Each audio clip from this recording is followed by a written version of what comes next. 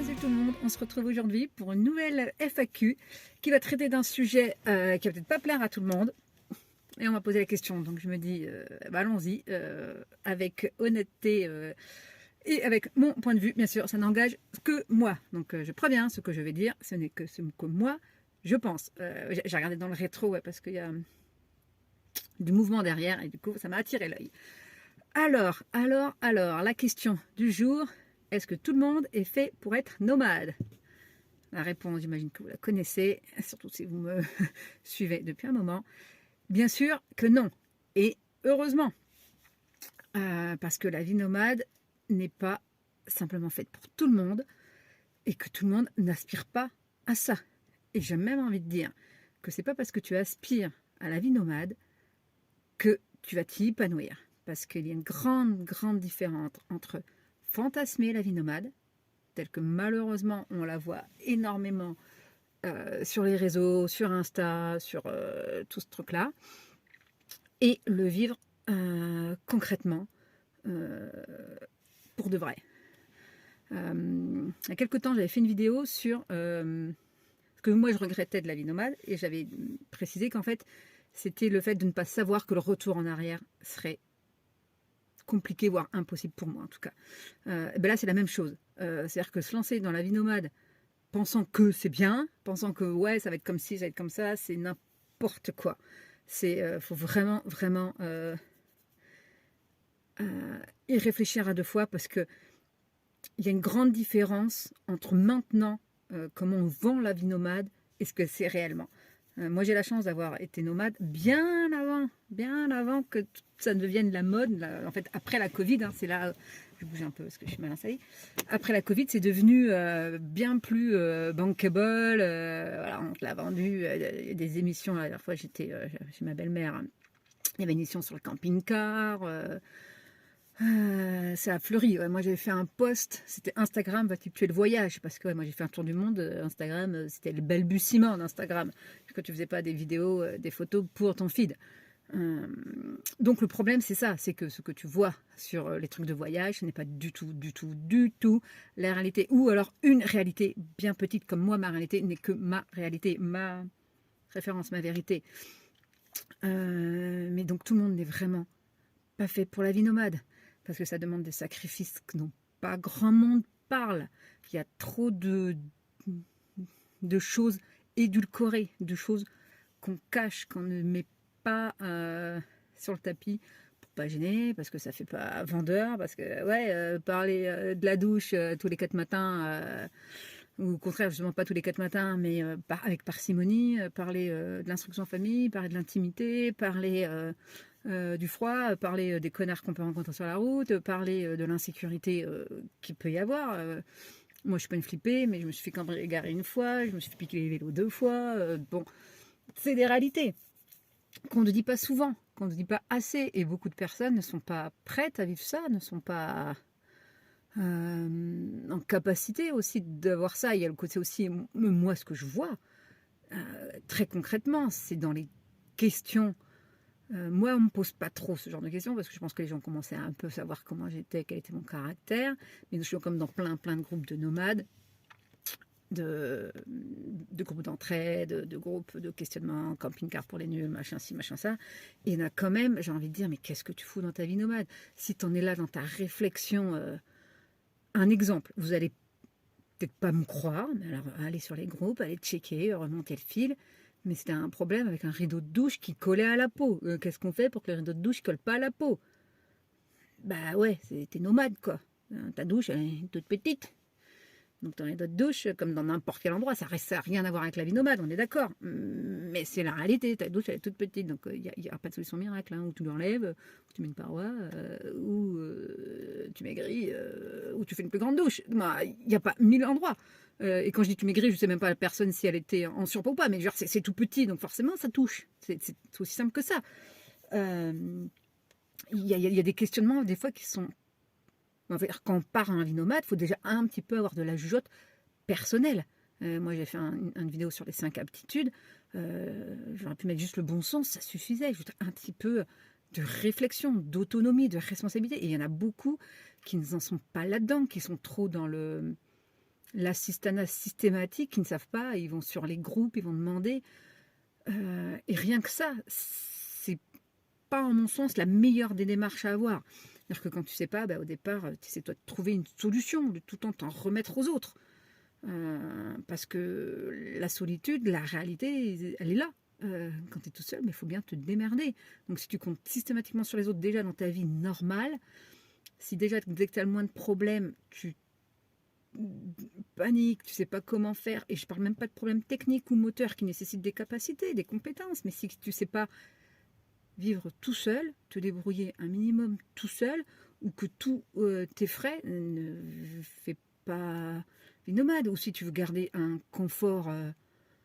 Une autre, je m'en souviens, c'était putain, des personnes âgées. En plus, quand c'est des personnes d'un certain âge qui se sont fait avoir, parce que pour moi, il n'y a pas d'autre mot, quand un concessionnaire vend à des personnes âgées un camping-car qui coûte une blinde en plus, et qui leur donne pas toutes les indications de ce que ça va demander derrière, du foutage de gueule. C'est-à-dire que les gens n'avaient pas pigé que s'ils n'étaient pas branchés dans un camping ou sur des aires bien spécifiques, ils n'auraient pas de 220. Réalité, c'est vrai. Hormis si tu as un groupe électrogène, si tu as des putains de batteries avec des panneaux solaires qui convertissent tout ce monde-là en 220, et bon, sur un camping-car normal, c'est plutôt rare, ça va plutôt pour les gros poids lourds ou sur les bus. Mais voilà, donc ces gens-là, ils voulaient brancher un micro-ondes dans un camping-car. Oups, oups, oups, oups. Ça va être compliqué. Et ça, tu n'y as pas réfléchi en amont, et tu t'es pas toi-même posé des questions, tu as fait confiance. Et tu as regardé ce que les gens disent, ce que les gens racontent. Tu n'as pas été voir des personnes fiables. Et même sur les groupes, Dieu sait qu'il y en a qui racontent des conneries. C'est juste hallucinant. Ou des bricoleurs du dimanche qui vont monter une batterie n'importe comment. Bon, moi, j'ai pas de mérite. C'est Mathias qui a quasiment tout fait. Moi, j'ai juste fait assister. Après, je sais tout comment ça marche et tout. Mais de base, il a cherché lui les tutos et tout ça pour qu'après on puisse le faire chez nous. Et maintenant, moi j'ai mes applications, j'ai tout ça. D'ailleurs, je vais faire une FAQ là-dessus. Mais de manière générale, non, c'est pas fait pour tout le monde si déjà t'as pas, toi, des habitudes d'autonomie dans ta vie de tous les jours, dans ta vie classique. Et là, spoiler alerte, attention, je sais que je vais me faire taper dessus, par rapport à l'IEF. Et ça, c'est pas que pour les nomades, c'est à partir du moment où tu fais l'IEF. Là, on va dire que tu fais nomade et IEF. Moi, j'ai fait l'IEF bien avant que ça ne devienne aussi chiant que maintenant avec les demandes d'autorisation. Et j'ai connu un public où c'était un réel choix, une réelle volonté, avec connaissance des droits et des devoirs, et qui les faisait savoir. C'est-à-dire que c'était pas des gens qui avaient subi, pour moi c'est vraiment de la soumission, le système scolaire et le côté infantilisant que l'éducation nationale met sur les parents. C'est-à-dire que moi je vois beaucoup de familles qui démarrent l'IEF parce qu'il y a la vie nomade et qui ne savent rien de l'éducation de leurs enfants et qui posent 1000 questions à l'éducation nationale. Alors, ce que tu fais à l'éducation nationale, c'est bien pour l'éducation nationale, mais c'est pas bien pour toi quand tu es nomade, pas forcément, pas quand tu es en IEF. Et il y a toute une déscolarisation à avoir. Et ça, si tu n'es pas prêt déjà à fonctionner autrement, ça va être beaucoup, beaucoup plus compliqué. Et je vois même avec des familles qui sont chez Clan Lara. Clan Lara est quand même une mise en pratique bien particulière, bien spécifique de tout ce qui est le unschooling, donc les apprentissages libres et autonomes. Clan Lara, c'est vraiment, vraiment ça. Donc pour moi, c'était parfait parce que ça rentrait dans la continuité même de ce qu'on fait tout le temps. Mais il y a plein de nouvelles familles qui sont un peu larguées avec la spirale des apprentissages, avec à sortir du scolaire, tout simplement. Alors c'est possible, tu peux très bien faire du scolaire, mais il faut que ce soit un choix, il faut que ce soit réfléchi, il faut que ce soit pas bon, on m'a dit de faire ça, alors je vais faire ça, bêtement, sans réflexion derrière. Et quand tu fais l'instruction famille, et qu'en plus tu vas souvent voir l'éducation nationale pour leur débattre, je vais partir en voyage, voilà.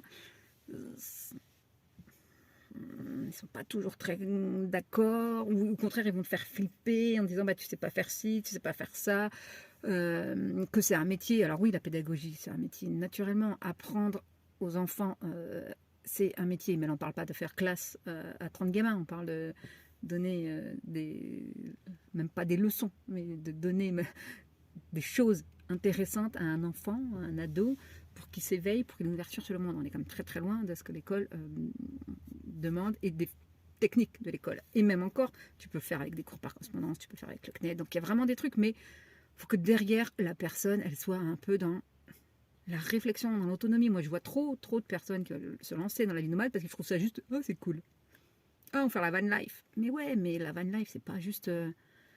c'est pas une recette magique qui va faire que tes problèmes vont partir, que ton couple va se ressouder, que ton gamin va devenir bon dans ses études. C'est un changement de vie qui se choisit avec conscience ou avec suffisamment de capacité pour se dire ouais, je vais gérer parce que c'est un tempérament, parce que voilà, on peut prendre l'exemple de tout le monde n'est pas fait pour être entrepreneur, tout le monde n'est pas fait pour être freelance, tout le monde n'est pas fait pour être son propre patron. Et c'est tant mieux. Et bien la vie nomade, c'est pareil. Tout le monde n'est pas fait pour ça. Et on te le vend du rêve. On te vend un truc qui est joli sur le papier, mais dans la réalité, qui demande bien plus que ce qu'on te dit, que ce qu'on te vend. Et ça crée des déceptions, ça crée des problèmes de couple, ça crée des gamins qui ne sont pas correctement instruits, parce qu'il faut le dire aussi.